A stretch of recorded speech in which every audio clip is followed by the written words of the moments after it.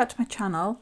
I just want to, I had a request if I would show you how to make some digital papers from a couple of people. So I'm going to do that. I did do something like this, but when I recorded it, I was only capturing one window and you didn't get to see all the things I was clicking on. So I've redone it. Hopefully I've done something a lot simpler because, you know, it's a complicated business and I didn't want to overcomplicate things.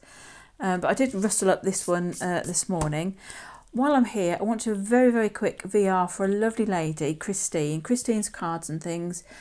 She's got a giveaway and it runs until the 18th of August. She's got lovely prizes and all you need to do, I think, is send her an ATC and some ephemera or some die cuts, something like that. She doesn't want a lot. She just wants you to make an effort in order to be put in there. She's trying to increase her subscriber numbers. So if you don't know Christine's Card and Things, it's UK only. If you would like to join and have a chance of winning, I will leave a link to Christine's giveaway video in my description box.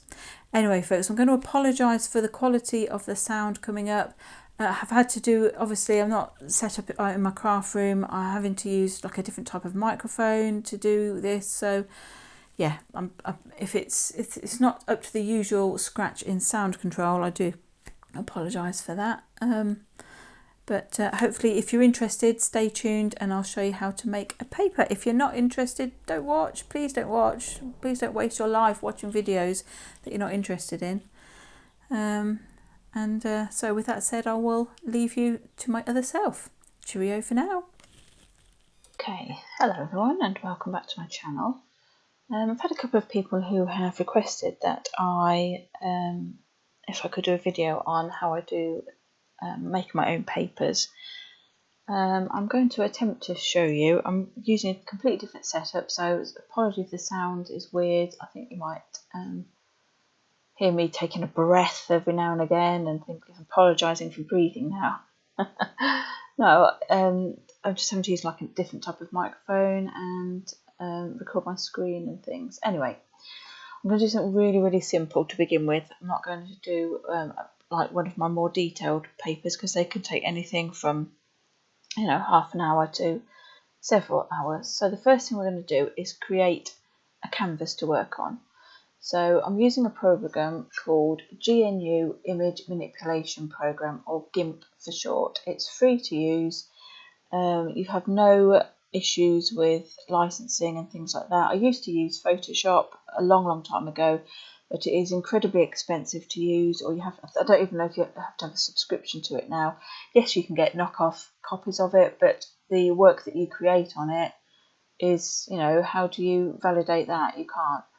So you need to have, you know, if you're creating digital work, you need to have either a registered copy of Photoshop or something like this. And I'm quite happy with this. This meets my needs. So I'm using GIMP, and the first thing I'm going to do is go to the File menu at the top here and create a new one. Now, it usually keeps the previous size to whatever you made last time, which is, in fact, it has done that. But I'm going to go to the template here and I'm going to choose, you can literally do anything. Apparently you can do toilet paper if you wanted to print your own.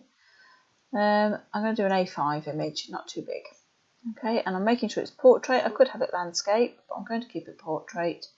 There are advanced options. You can see there's all sorts of different things you can do, but mine just automatically fills with the background colour. Okay, and my background colour, if you can see over here, the foreground is black and the background is white. So if I do this, I will get a white image. Okay. Now if I'm doing something vintagey, I don't really like sitting looking at a white image, so we're coming over here. Now over here, this first tab up here, there are lots of different tabs. If you click on them, they do different things. Okay, layers, that is your friend. Everything you do, if you do it on layers, you can remove the layer, you can copy the layer, you can hide the layer, you can do all sorts of things. So if you do everything on a layer, it's a separate layer, you can then easily get around and, you know, manipulate things without having it. If you did everything on one layer and then you didn't like something, it's very hard to erase something. So you do it all on layers. So the first thing I'm going to do over here, I'm going to click on the layers over here, and I'm going to make a new layer. And in fact, I'm going to call this one background. I know the other one's called that, and I'm going to go and change that one. I'm going to call this one background, and I'm going to pick a colour. So I'm going to the black, clicking on it, and these, you can choose any colour you like at all, any colour, literally. I've got some sort of preset things here. These are things that I obviously use most recently. So I'm going to pick this colour, which is a kind of buff oaty sort of colour. I'm using this tool here, which is a bucket fill. I'm not going to go through every single tool because we literally will be here forever. I don't know every single tool either. You know, I've used things like this for about 20 years, but I'm no expert. So we've filled what I'm calling my background with a kind of a vintagey, browny, buffy sort of colour. I'm going to change the white, the name of the white layer. I can click this layer on and off, you see. I'm going to click on the white one, and I'm going to call edit layer attributes, and I'm just going to change its name to white. And the reason I keep a white layer is that I often fiddle around with the opacity of every layer, and it's better if you've got a white layer to begin with, not a transparent one, that's all. Probably never use it. Right, so now we've got a background. What could we do with it? Well, we need to add some interest. So the first thing we're going to do is add a new layer. And I'm going to call this layer splat, or splats. Okay, the layer is transparent, which is exactly what we want. If I turn it on and off, you won't see any difference because it's just like a piece of acetate in front of what you've got there at the moment. So I'm making sure I'm on that layer. I'm going to change my colour because there's no point doing something the same colour as the background because we'll never see it. And I'm going to pick just a slightly darker brown. And then I'm going to use this thing here over here, which is a paintbrush. Now you can have a paintbrush, a pencil, an airbrush, ink, all sorts of things. I'm just sticking to a paintbrush. Like I said, I'm trying to keep this as simple as possible, she says. Now on the top here, clicking on this tab here, this has got all my brushes, the shapes of my brushes. Now at the moment I'm on this shape here, which it's not very big, but if I do you can see what I'm doing. I'm making a dot. Okay, I'm going to remove those. I'm just undoing both of those. Or I could pick a butterfly, like this one. It's quite large as default. That doesn't matter. We can change that. And I could put a butterfly down. I'm going to get rid of that though, because I want some splats. So I'm going to scroll down here. There are literally tons and tons of things. And now these don't come free with it. You either buy these or download them from safe places. And I've accumulated all of these over years. So I couldn't possibly tell you where I got them from because I just don't know. So these are different. They've got different types of splats and splatters. These are just like little blobs. I think we'll use something like that. Now that is going to be, I mean, that would be okay. Put that on there, but it's quite big. I don't think I want something that big. So instead I will go to this tab here, which is the tool, the options for the tool that I'm using. So I'm using the paintbrush. At the moment the size says it's 2,500 pixels wide. I don't want it anything like that. I could put in a number or I could just drag this slider. This is a 600 or something, 500 and something. I think that's slightly bigger. Let's just see what it looks like if I put something down. Yeah, that's not too bad. And what you really ought to do is make another new layer. I'm going to keep calling it splats for now, it doesn't matter, but it will call it splats number 1 or splats number 2. I'm going to change my tool to a slightly different one, just so that it adds a bit of different interest. I could keep it large and just have some splats over here like that. And I could pick another one. And some of these ones down here have got like splashes and all sorts going on. You know, great big splats and things. Oh, and I literally have got like a ton of things. We'll have one more layer. try not to make this too complicated. So this is splats layer number 3. Let's get a nice splat.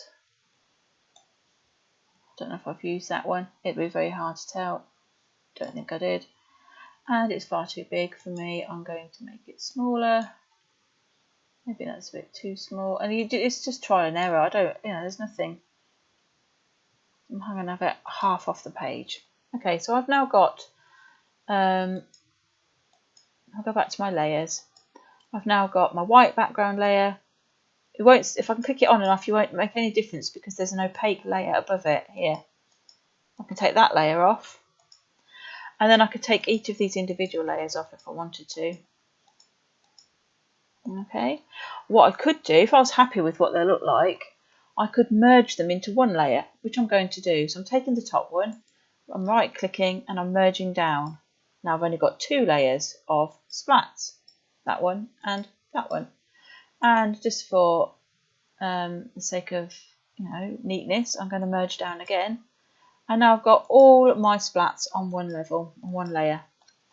And they're quite in your face. So in order to make them look, a little bit less, to be there but not in the foreground, I'm using this thing up here called opacity. And that's what you can do. I can turn the opacity down.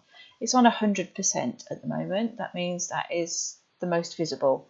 I could turn it right down to 0 and we wouldn't see anything at all. Or I can turn it up bit by bit until we get something that we fancy. So I'm going to turn mine down, right down usually, so that they're there but not there, if you know what I mean. You won't see them unless you sort of really look at them. Now I can't tell you what value to use. I'm using 25 for that, but it literally depends on what colour you've used, what colour your background is, how intense you want it. It's up to you. Just adding some details. Right, now the next thing I'm going to do is add a new layer. This one I'm going to call script. I'm going to put some writing, some script writing on it. I'm going to choose a slightly different brown. I'm going to choose a darker brown. It doesn't matter, you could do it any colour you like. Back to my paintbrush, looking at them. Oops, not that one. And I need to find something scripty. I don't know where it is. Not there, it's this way. So I've got so many brushes, I spend half my time just zooming back and forth. Now I've got loads of different scripts up here. I don't really want something like that. You can read that. I planted a seed, it germinates. I don't really want something like that. I don't really want children's writing either for this particular project. Or anything. I don't really want anything that can read. So where was that one? That's quite neat. I think I'm going to use that one. Okay, so I've chosen my brush. I'm going to put it over here. Now that's the size it is at the moment. I could make it bigger. Something like that. And I perhaps will. So I'm just going to double check. Yes, I am on a separate layer. So if it all goes wrong, I'm not ruining anything. And if I don't like it at the end, I can just take that layer out. Or not show it. Right, so I'm going to put some on there like that. I think I'm going to have another layer just because sometimes I do things and I don't like it. I'm going to put the same thing up here. In fact, I'm just going to stick it in the middle. It doesn't matter where it goes.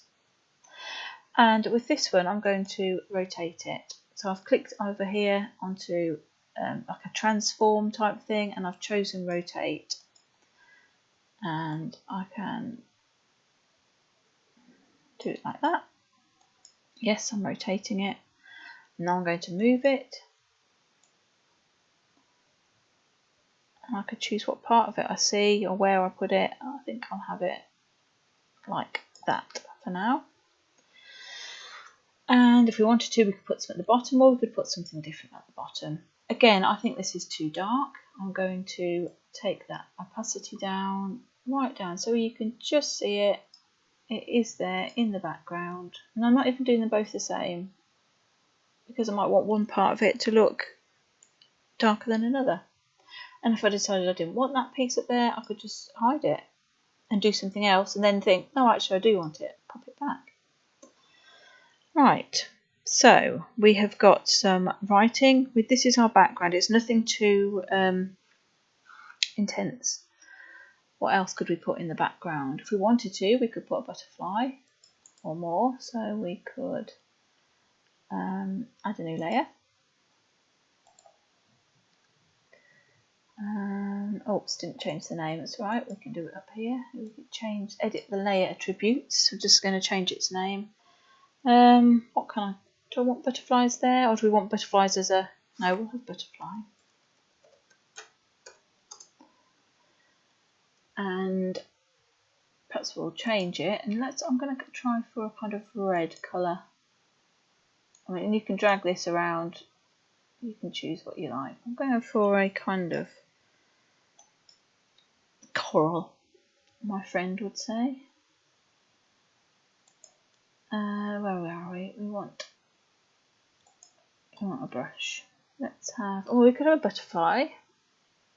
Well, I'm thinking we could have flowers and things like that.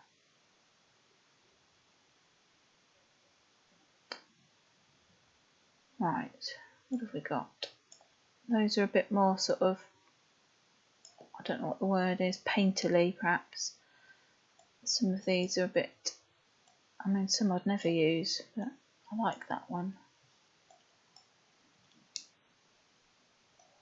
Oh, sorry.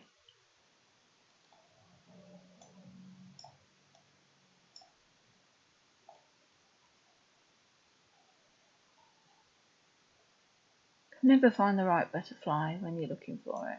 I don't want that. Oh, see, this is what could take the time. I'll get really picky about what I want on there and not that. Oh, let's have that. That would do. So put our paintbrush on. Right, now we could have a big one as a feature if we wanted it. I don't think I want to do that, so I'm going to make it smaller. And we could have a few. So let's have one there. And then the next thing I'm going to do is duplicate that layer. So let's have two more, because I like threes. So I'm duplicating the layer. I've now got three of them, and you can't see them because they're all on top of each other. Let's take that one. I've clicked the others off for now. Let's take that one. Oh, I've clicked them off, but I haven't moved off the layer, so I've moved that one. Let's go back to there. Let's put them all on, doesn't matter. Right, so let's move this one now it's here. And I'm going to have to rotate it because I don't really like it like that. But let's just pop that like that. And move it. Let's pick another butterfly. Let's move it first of all so we know where it is. Here it is. Let's rotate that one. Oops. That would do. And I don't know where we want that one. And we could have it. It depends what you want. I quite like having things half of the pages. It does add a bit more interest. But you know, you do things your way. And then we'll rotate this little fella over here.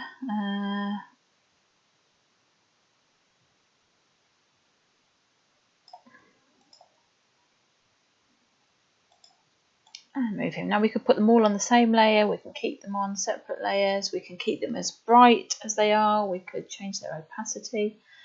I think what I will do is merge them down into one, just so it gives us a bit, you know, it unclutters what we're doing. Whoops, don't do that. So now all the butterflies are on one level, one layer, and I can fiddle around with their opacity as one. So if they're going to be the focus, you'd perhaps leave them like that. If you wanted them in the background, then just drop them down a little bit, like that. Don't really know where I'm heading with this anyway. Let's have a new layer. I'm going to call it flower. And I'll perhaps keep with the red colour for now. I can always change it if I don't like it. So this time I'm looking at like flower type things. So I do like, that's one of my favourites, that one. I use that quite a lot in my papers, but there are, you know, there's weird things, and these brushes are all, not that one, They all look like they've come from out of print books. Let's try that, see what that's like. I need to put the paintbrush on and we'll look at the tool. Okay, it's quite large, but does that matter? Let's see.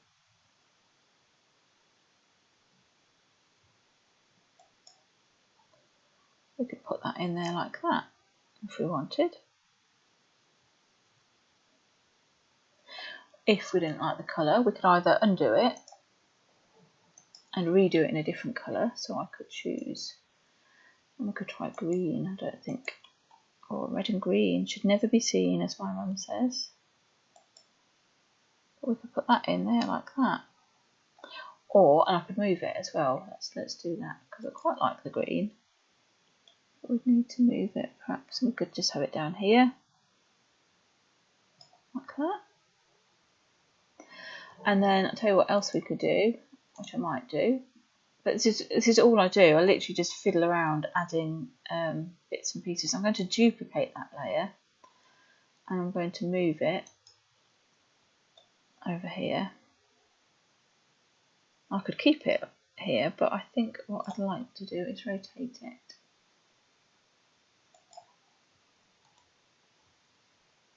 Like that. Move it. And I could have a bit coming off the side like that. And if I wanted to, I could copy that again. So I could duplicate that layer again and move it at the top here. I think I will rotate it. Whoops, she says I haven't got very much fine control here. Let's try that. We'll rotate that one and then move it. These are looking like the star of the show at the moment. I'm just sort of basically showing you how you can make up, you know, a background. You can add splats of red. You literally can do anything. I'm going to add a new layer. Actually, I'm not going to do that. Yes, I am. I am going to do that because I forgot I'd put all the butterflies on one layer, but that's okay. I'm going to go back. Perhaps I'll go with a green butterfly and change my paintbrush back to a butterfly.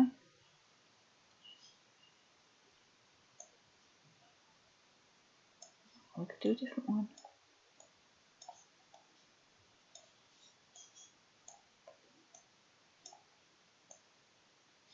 Let's have that one. Right, I want this one very small, so that would do.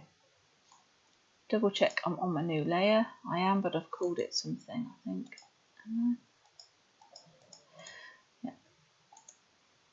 Let's call it green butterfly.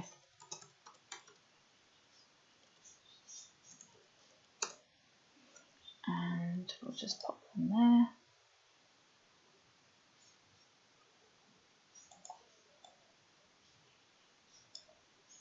I want to rotate him.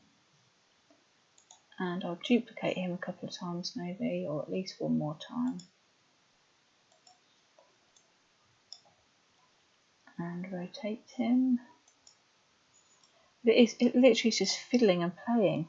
If you don't like something, you take it off and put something else there, or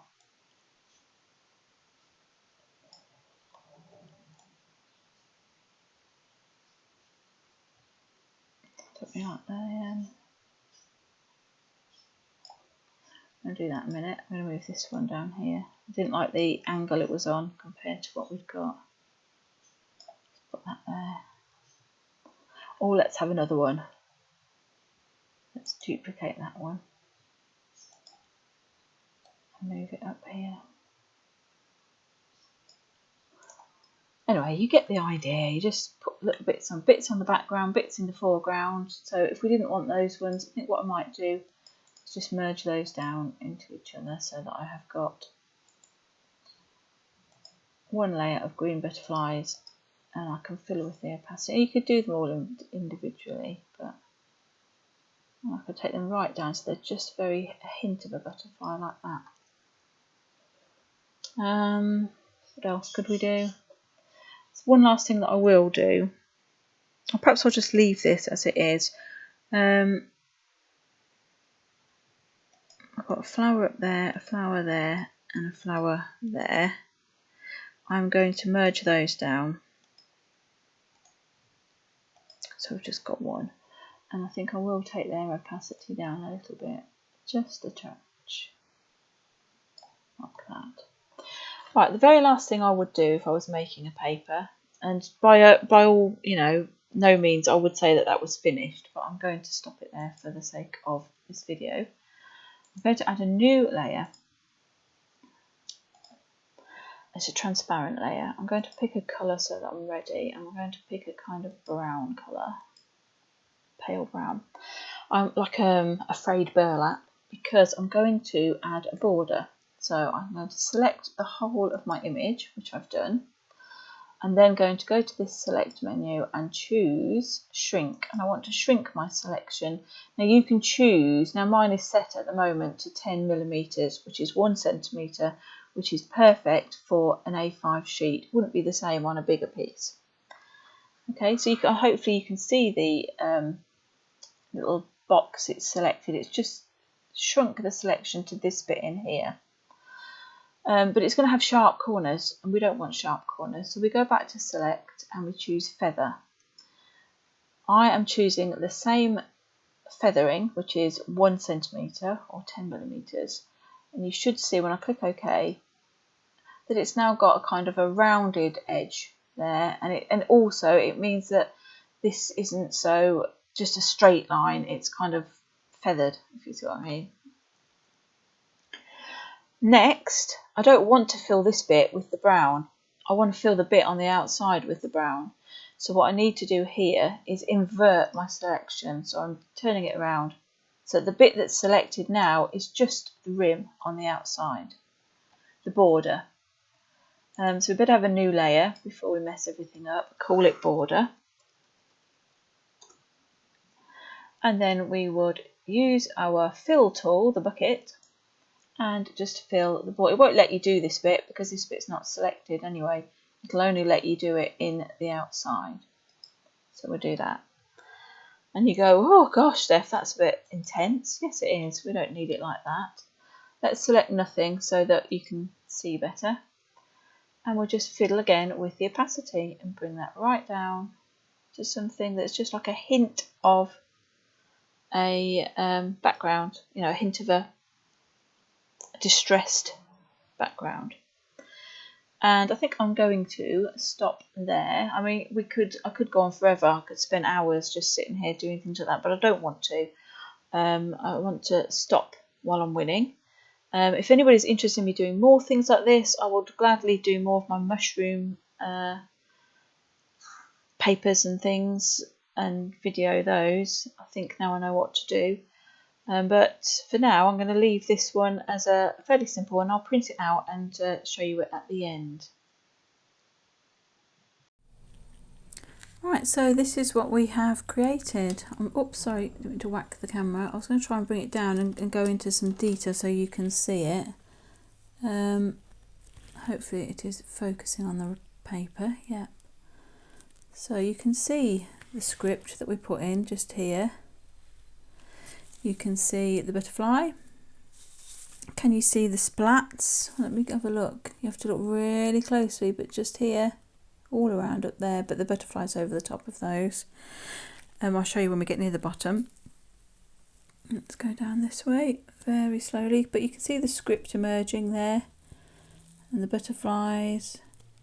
Trying to give you a close-up image of it. Let's just hang on, let's move that up there like that so you can see. Whoops, there we go.